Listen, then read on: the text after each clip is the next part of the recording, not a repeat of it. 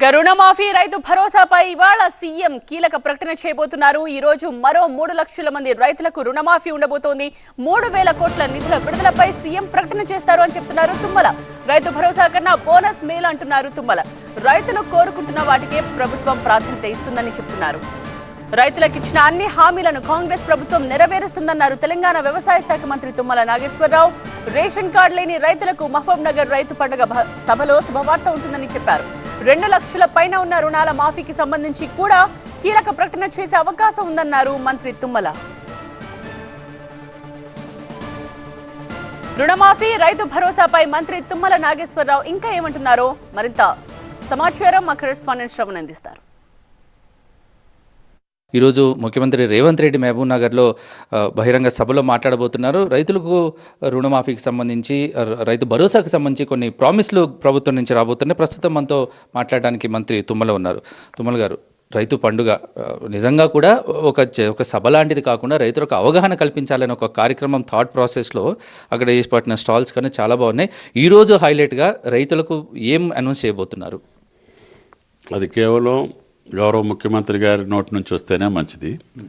అయితే గత సంవత్సర కాలంగా ఆనాడు గత ప్రభుత్వం ఇవ్వనటువంటి రైతు బంధు 7,625 కోట్లు రేవంత్ రెడ్డి గారు అధికారంలోకి వచ్చిన తర్వాత ఆ 7,625 కోట్లు కూడా రైతు బంధు పేరిట, అంటే రైతుకు పెట్టుబడి పేరిట ఈ ప్రభుత్వం వచ్చిన తర్వాత ఏప్రిల్ మే నెలలో వాళ్ళ ఖాతాలో వేసాం. దాని తర్వాత కాంగ్రెస్ పార్టీ వాగ్దానం ప్రకారంగా గౌరవ రాహుల్ గాంధీ గారు ఇచ్చినటువంటి మాటని నిలబెట్టుకోవటం కోసం కష్టమైన ఆర్థికపరమైనటువంటి వెసులుబాటు అంతగా లేకపోయినా ముఖ్యమంత్రి గారు క్యాబినెట్ ఎట్టి పరిస్థితుల్లో పార్టీ వాగ్దానాన్ని మనం 2 లక్షల రుణమాఫీ చేయాలి అని చెప్పి భారమైనప్పటికీ కూడా దాన్ని తలపెట్టడం జరిగింది.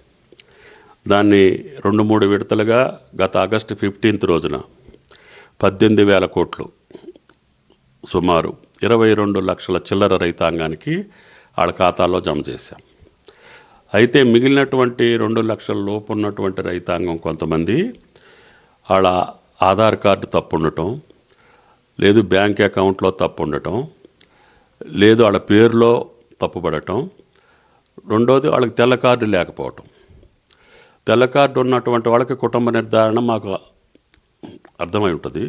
తెల్ల కార్డు లేనటువంటి వాళ్ళకి మా అధికారులు ఇంటింటికి వెళ్ళి గత 3-4 నెలలుగా కుటుంబ నిర్ధారణ చేసి ఈరోజు వీళ్ళందరికీ కూడా మిగతా అమౌంట్ని ఇవ్వాలనేది ముఖ్యమంత్రి గారి ఆలోచన. ఈ రైతు భరోసాకు సంబంధించి కూడా సంక్రాంతి లోపు ప్రకటించే అవకాశం ఉందనేది ఒక ప్రచారం కూడా, దానికి సంబంధించి కూడా ప్రకటన వచ్చే అవకాశం ఉంటుంది ఈరోజు మీరు చెప్పినటువంటి అచ్చుతప్పులు ఉన్నటువంటి ఆధార్ లేనటువంటి తెల్ల కార్డు లేనటువంటి రైతులకి ఇవ్వాలనేది ముఖ్యమంత్రి గారి కోరిక.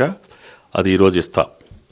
అదేవిధంగా రైతు భరోసా మీద కూడా రేపు క్యాబినెట్ సబ్ కమిటీ ఒకటి ఉంది. దాని మీద రేపు శాసనసభలో దాన్ని నిర్ధారించుకొని విధి విధానాలు రూపొందించి రైతు భరోసా కూడా ఈరోజు ముఖ్యమంత్రి గారి ప్రకటనలో ఉండొచ్చు అనేది నా భావన. ప్రభుత్వం ప్రజల కోసం, రైతుల కోసం, వాళ్ళకి ఏది మేలు జరుగుద్దో అది చేస్తేనే అది ప్రజాప్రభుత్వం కింద లెక్క.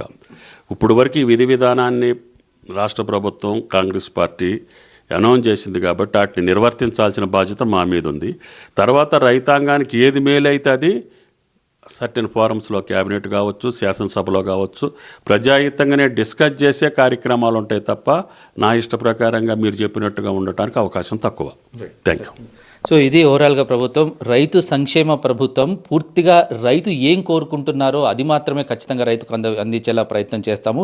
ప్రభుత్వం ఏమి ఇవ్వాలనుకున్నది కన్నా కూడా ప్రభుత్వం నుంచి రైతు ఏం కోరుకుంటున్నాడు అన్నదే ప్రభుత్వం యొక్క ముఖ్య ఉద్దేశం అని మంత్రి తుమ్మల అంటున్నారు. ఏదేమైనప్పటికీ ఈరోజు ముఖ్యమంత్రి రేవంత్ రెడ్డి ఈ 3 లక్షల పైచిలుకున్న రైతులకు సంబంధించిన 3,000 కోట్లతో పాటు రైతు భరోసా మీద ఒక ప్రకటన చేసే అవకాశం చాలా క్లియర్గా కనిపిస్తుంది. కెమెరా పర్సన్ సురేష్తో శ్రవణ్ టీవీ 9 హైదరాబాద్.